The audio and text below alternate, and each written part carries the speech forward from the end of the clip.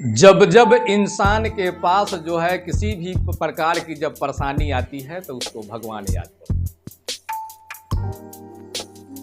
पहले के लोग जो है इस चीज को कहा करते थे कि दुख में सुमिरन सब करे या सुख में करे न कोई।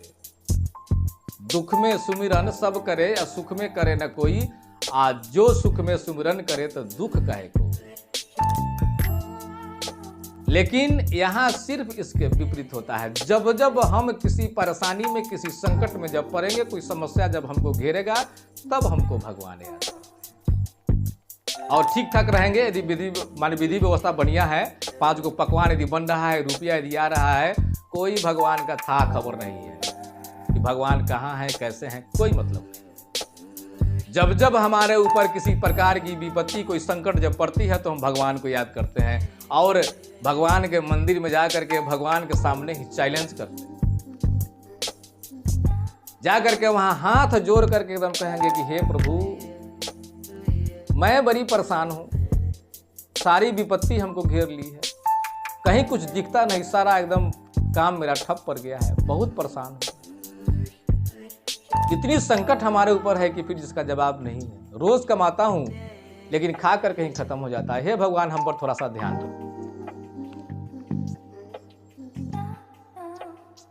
और तब उसके बाद में भगवान से सारी अपनी समस्या कहने के बाद में भगवान से बोलता है, कहता है भगवान को कि हे भगवान,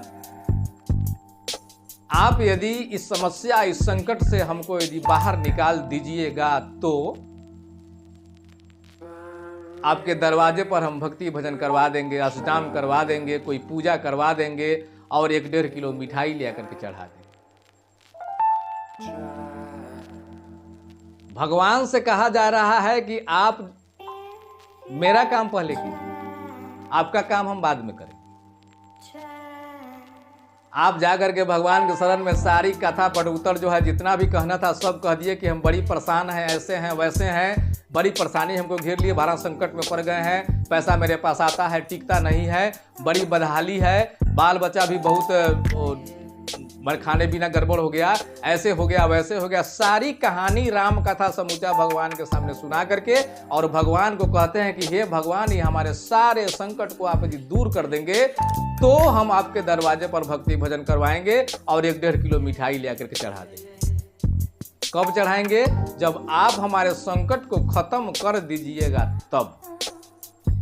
एक भी भगत ऐसा नहीं मिला कि यदि किसी भी संकट में हो, कैसा हूं समस्या में हो, कितनों परेशानी में हो, और सबसे पहले वहां से वो मिठाई के दुकान में जाए। यदि मिठाई किनने की क्षमता उसके पास में नहीं है तो वो जो है एक किसी किराने के दुकान पर जाए और वहां से 5 रुपए का जो है मिश्री खरीद ले और इस मिश्री को लेकर के भगवान के मंदिर में जाए और जाकर के इस मिश्री को चढ़ा करके वहां कहे कि हे भगवान, ये प्रसाद मैं ले आया हूं, आपके पास इसको अर्पण कर रहा हूं, आपको मैं भोग लगा रहा हूं, और हम देखिए ना बड़ी विपत्ति, बड़ी संकट में फंसे हुए हैं, हमको थोड़ा सा ठीक ठाक कर, थोड़ा सा नजर कर दीजिए हमारे ऊपर। धोखा से भी ऐसा एक भी भक्त को खोजने से नहीं मिलेगा। एक भक्त ऐसा खोजने से नहीं मिलेगा कि जब किसी भी संकट सुविधा में जो है पहले जाकर के भगवान के सामने मिठाई चढ़ाया हो, पहले जो है माने उनके मंदिर पर जाकर के जो है कोई माने भक्ति भजन करवा दिया हो। एक भी कोई भगत वैसा नहीं मिलेगा। वैसा ही भगत मिलता है कि भगवान के सामने कहता है कि आप मेरा काम पहले करें, आपका काम हम बाद में करेंगे। अरे भगवान तुम्हारे मिठाई के भूखे हैं कि तुम जो है भूखा है कि भगवान के सामने जाकर के नतमस्तक होकर के मैंने पूरी अपनी कथा सुना रहा है। यदि जाकर के जो है जितना संकट, जितना बीमारी, जितना परेशानी, जितना आफत तूफान बतियाना था, इस सारा बतिया दिया। और जब मेहनत करेगा, यदि काम करेगा तो ऐसे ही समस्या खत्म होगा। भगवान के मंदिर से आने के बाद में यदि पूर्ण रूप से सही ईमानदारी से जो है काम करना शुरू कर दिया और तो माल इसके पास आना शुरू हो जाएगा। माल जब आना शुरू हो जाएगा तो इसकी स्थिति परिस्थिति को जब ठीक हो जाएगी तो इसको समझ में आएगा कि भगवान मेरा कुछ काम कर दिया है, चलिए पहले के भांति कुछ ठीक हो गया है। अब जब इसको याद पड़ेगा कि हम भगवान को माने थे कि प्रसाद चढ़ा देना है, भगवान को प्रसाद चढ़ाना है, तो ये जो है मिठाई के दुकान में जाएगा, और मिठाई के दुकान में जाएगा तो वहाँ दुकानदार से कहेगा कि ओ आधा केजी मिठाई लेना है, 1 केजी मिठाई लेना है, मिठाई 2 केजी लेना है, और गिन के थोड़ा सा बता दीजिएगा। ये आदमी जो है मिठाई के दुकान पर जब जाएगा मिठाई खरीदने के लिए, तो उसको पीस कहेगा कि थोड़ा सा गिन के बता दीजिएगा। जानते हैं कारण क्या है? ये गिनने के पीछे भी राज है। राज ये है कि इसके परिवार में यदि 10 आदमी, 15 आदमी, 20 आदमी हैं, तो पीस जो है सभी लोगों के लिए 1-1 होना चाहिए।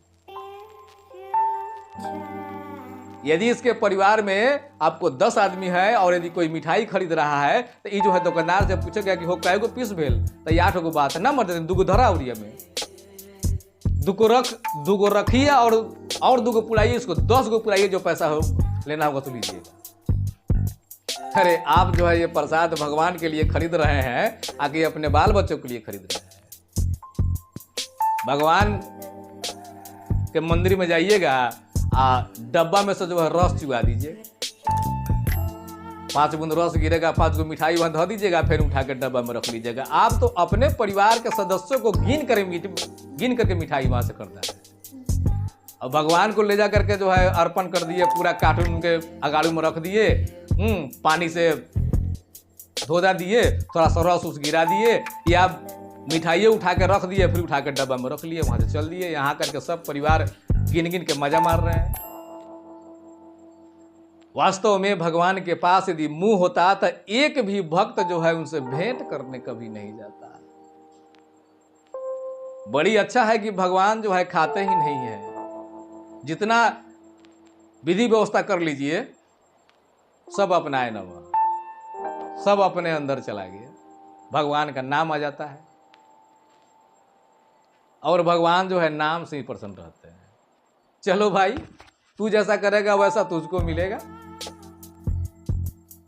ये हाल है। और मैं अपने बातों को यहीं समाप्त करता हूं, फिर आगे कभी मिलते हैं। और आप सभी लोगों से हम क्षमा भी मांगना चाहते हैं, यदि आप लोगों को यदि हमारे बातों से कहीं से कोई परेशानी हो,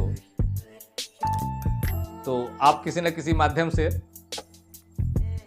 नहीं हमको बता सकते हैं। मैं अपने बातों को यहीं समाप्त करता हूं। धन्यवाद।